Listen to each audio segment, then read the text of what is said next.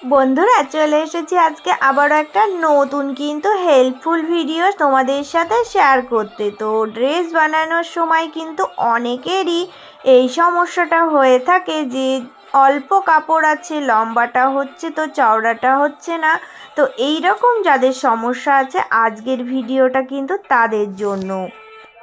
তো আজকে কিন্তু আমি একটা গোপী ড্রেস বানাচ্ছিলাম। তো নিচের যে ঘেরটা করব ওটার জন্য আমার কাছে কিন্তু ঝুলটা অনেকটাই কম কাপড় ছিল। তো ভাবলাম কি করা যায়।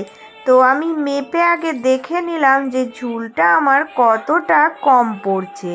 তো আমি মেপে দেখার পরে দেখলাম যতটা কম পড়ছে ঠিক ততটাই কিন্তু আমি অন্য একটা কালারের কাপড় যদি জুড়ে দিই তাহলে কিন্তু আমার এই ড্রেসটা হতে পারে। তাই আমি কি করলাম না, ওই রকম অন্য একটা ছাপা কাপড় নিয়ে সেই মাপ করে আমি কেটে নিলাম। পুরো টোটাল আমার যতটা লম্বা ছিল আমি ততটাই মাপ করে কেটে নিলাম। চওড়ার দিকটা আমার ছোট পড়ছিল, তো ভাবলাম ওটাই যদি একটু সুন্দর ডিজাইন করে জুড়ে দিই তাহলে কিন্তু ডিজাইনটা আরও বেশি সুন্দর হয়ে উঠবে, আর আমার যে কম কাপড় পড়ছিল ওটাও অ্যাডজাস্ট হয়ে যাবে। তো দেখো বন্ধুরা, আমি কিন্তু এই কাপড়ের অংশটা কিভাবে জুড়ছি। তো এই কাপড়ের অংশটা একদম কিন্তু নর্মালভাবে আগে জুড়ে দেব। তো এই কাপড়টার সাথে নিচে যদি আমি এটা জুড়ে দিই তাহলে কিন্তু হয়ে যাবে, মাপটা আমার একদম ঠিকই থাকবে, যতটা দরকার ছিল ততটাই থাকবে। তাই আমি এটার সাথে এটা শুধুমাত্র জুড়ে নিলাম।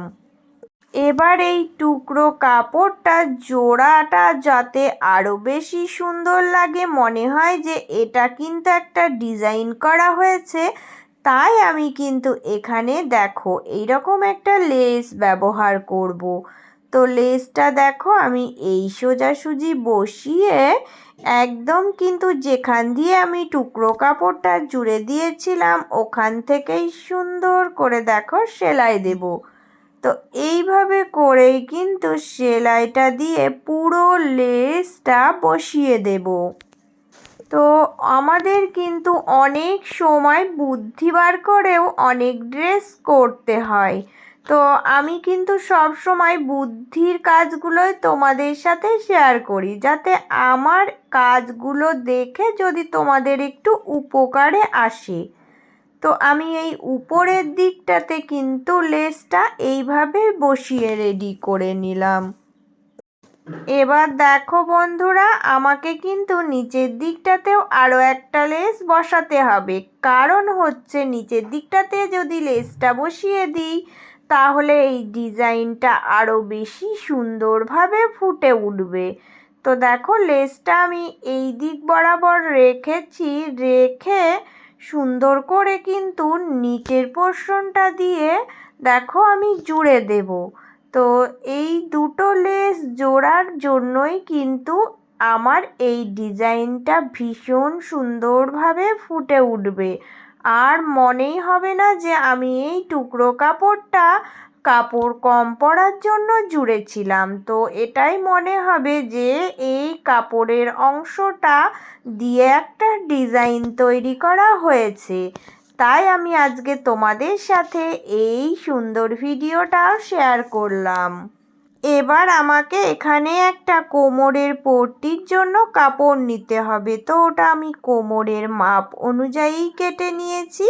তো এই কাপড়ের পট্টিটার সাথে কিন্তু আমাকে পুরো ঘেরটা জুড়ে রেডি করতে হবে। তো পুরোটাই কুচি দিয়ে জুড়ে নেব।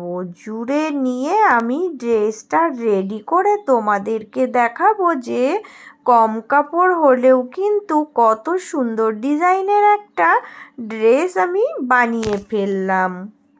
তো দেখো বন্ধুরা, কত সহজে একটা সুন্দর ডিজাইনের ড্রেস আমি বানিয়ে ফেললাম।